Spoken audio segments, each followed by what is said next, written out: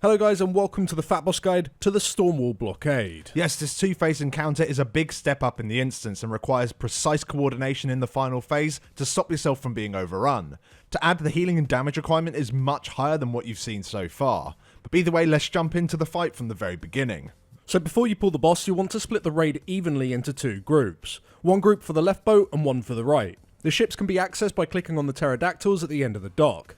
Each ship has its own mini-boss and their own mechanics, however on Heroic they will swap ships, so it's important to know how both of them work. Sister Katherine is the most punishing boss. Apart from doing large unavoidable raid damage with her jolting volley, she will cast Voltaic Flash. This causes orbs to spawn on one side of the ship, and shortly afterwards they'll fire to the opposite side in a straight line, dealing massive nature damage to any one hit. These orbs are predictable and you have plenty of time to move from them. There are multiple different patterns you can learn, but ultimately all of them are countered just by standing towards the middle of the ship and just reacting fast to when they spawn. She'll also cast Crackling Lightning on a random player. This creates a large zone around the player that deals a burst of nature damage to people once it has expired, and then it will stay on the ground. Shortly afterwards it will explode again, dealing huge damage to anyone within 12 yards and also silence them. The moment the ability is targeted on you, you'll want to move to one side of the ship with it, whilst other players move towards the opposite side to completely negate the damage and the silence. When she casts Electric Shroud, she'll gain a damage absorption shield and begin to channel onto the last boss on the docks, giving him a load of energy. It's vital that this cast is interrupted as the energy must remain low on that boss at all times. You however need to break the shield first to be able to interrupt the channel. Let's look at Brother Joseph next. Now he also deals large unavoidable raid damage with his tidal volley, but most important to watch out for is the Sea Storm. This places multiple debuffs on random players on the ship, and shortly afterwards all players will drop a patch on the ground, which instantly deals a burst of damage to all players within 5 yards. The patch itself slows you and deals light ticking frost damage. It's important that you do not stack to drop these, as the initial burst of damage with the volley damage at the same time might one-shot you. When you do have this debuff, you just want to place these towards the edges of the ship if possible.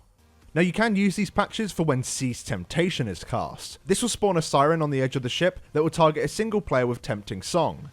This will cause the player to move uncontrollably towards the siren until they reach her and jump off the ship to their death.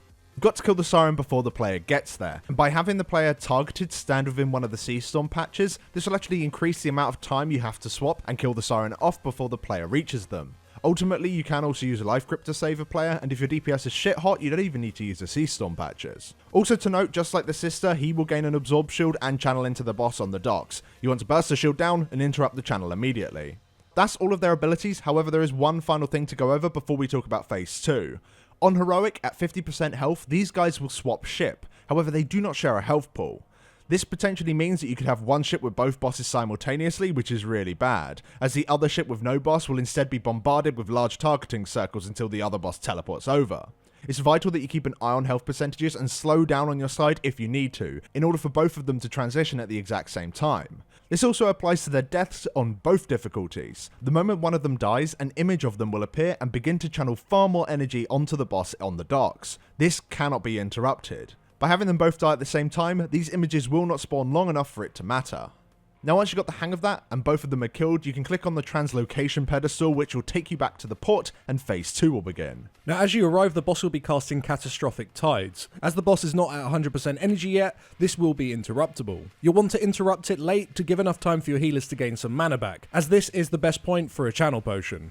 You now need to kill the boss before he hits 100% energy and casts a second time, with this time it not being interruptible. After the interrupt, you want to move into two groups, one in melee and one at range. Throughout this phase, the boss will cast Sea Swell. This spawns a patch of freezing tide pool under every player in the raid after a second or so.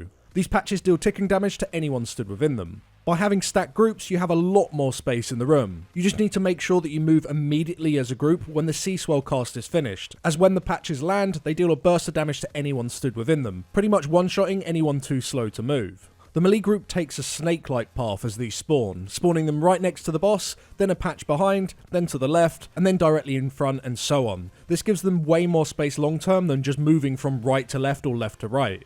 As for the range group, they can essentially take any path they like, as they have far more room to work with. Now whilst these patches do remain on the ground permanently and will never despawn, there is a way to clear them. Early into the phase, a single player will be debuffed with Storm's Wail. While you have this debuff, you take ticking damage, but running over the patches will completely clear them. However, when the debuff times out, you'll spawn an Energized Storm ad on top of you. These ads will slowly move towards the boss and cast Energizing Wake, giving the boss an absolute shitload of energy. The only form of crowd control that works on these ads are slows, so as a result you'll want to spawn them far from the boss and keep them slowed, ideally by a Frost Mage. Now it depends on your composition a bit, but ideally ranged DPS alone should be enough to kill these ads, but if you do spawn any of the ads in a shit location close to the boss, melee may be forced to swap to them as well. Now on normal mode, whenever an ad is killed, Storm's Wail will immediately be applied to a random player in your raid. That player just needs to clear up the patches and time the debuff out far away from the boss. You'll need to find a balance of how many DPS are needed to kill the ad, whilst you also still have DPS tunneling down the boss.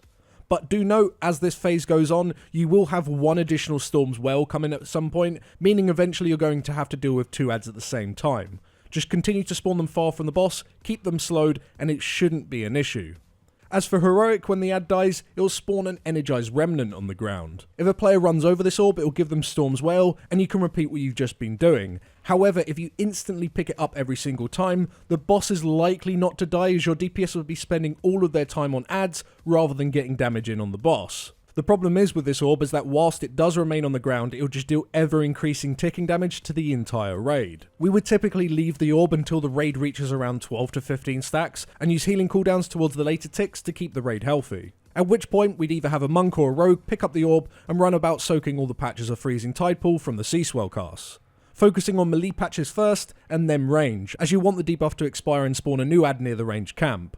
This works perfectly fine for one ad, however towards the later stages of the encounter the boss will introduce, again just like normal mode, another Storm's Wail on a random player, giving you a brand new ad to work with on top of the other one. And this is where the difficulty of the phase really lies on Heroic. Having to deal with 2 ads simultaneously can really make damaging the boss really difficult, and to add, when both Energized Storm ads do die, both of them will also leave orbs which will both stack on the raid at the same time, meaning that you have to pick up both of them earlier than you usually would. Ideally, you'll want to stagger the ad's deaths, so you only ever have 1 orb on the ground at a time, but that isn't always easy, as you have to kill them before they reach the boss, which stops you from slowing any damage on them. Tanks, however, can help with this a shitload. Now throughout the phase, the boss will hit tanks with kelp-wrapped fists. This applies a stacking dispellable dot which caps out at 5 stacks. If you dispel the debuff or when it times out, it will apply a debuff on all players and storm ads nearby, increasing the damage they take, and this will scale with however many stacks you had when it applies to the storm ads. So the moment an ad spawns, the tanks will want to swap and the debuff tank must move next to that ad and call for a dispel. This will kill the ad off far quicker, allowing DPS to get more damage onto the boss. This debuff also helps out greatly when dealing with 2 ads simultaneously. Tanks just need to make sure that one of you is always within melee range, as the boss does have a pretty nasty reaching attack which will quickly kill random people off. Now the last thing to mention in this phase is the Ire of the Deep. The boss will cast this frequently throughout the phase, spawning targeting zones somewhere on the docks. After 4 seconds the zone will explode, dealing gigantic raid-wide damage, so you need to soak it to prevent the damage. We use a team of hunters and healers to soak this patch. You shouldn't really need more than 3 players to soak each patch, but the more the merrier, as the damage is split between everyone within. Just note that these patches will overlap with Sea Swell casts, so you'll try to want to stack on one side of the patch rather than spread randomly within it. But that's the fight. Our only other advice is just to make sure that you get Bloodlust done at a point where all 3-minute cooldowns are up, and generally an ad has just died, as this allows you to have maximum incoming damage onto the boss. If you are however struggling at points where maybe 2 ads are active at the same time, it might be worth using it there instead. It's something that you'll have to work on yourselves as you progress through this last phase. But thanks for watching, guys. If you'd like to refresh your minds on anything we've gone over during this video, or would just like to have handy notes ready for your raid, then check out our guide over on Wowhead. A link for that can be found in the description. Before we go, make sure you hit that like button if the guide helped you out or your guild, and we'll catch you all in the next one. Thanks for watching. Thanks for watching.